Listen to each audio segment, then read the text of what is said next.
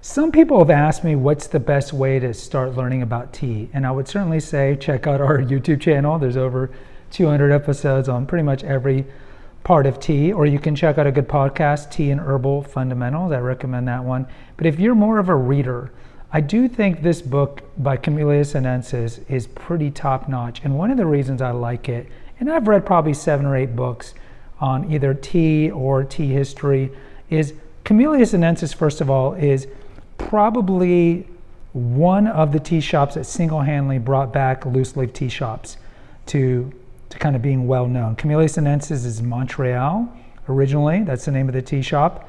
And back in the 90s when these guys opened it, it kind of brought back loose leaf tea. So a lot of people kind of in the tea shop business kind of respect Camellia Sinensis. But they did issue a book, clearly, Tea, History, Terroir, and Varieties. And one of the reasons I like this book is just it's very well illustrated. And it definitely talks about the categories of tea and whatnot, and the history and whatnot. But I would say that this is a good book for people who want to learn about tea.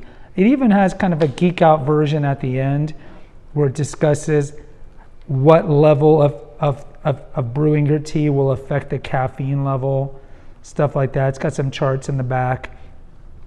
Some of the drawbacks compared to some of the other tea books, I do think like some of the interviews with some of the tea masters is kind of trash or treasure. But overall, I think it's a really good book. Certainly, I'm not getting any money for recommending this book at all. I checked this out at ILL'd it, Interlibrary Loaned it, and I've read it several times because I like to reread stuff. But this is a book that I would recommend. And if you have read it, please post in the comments.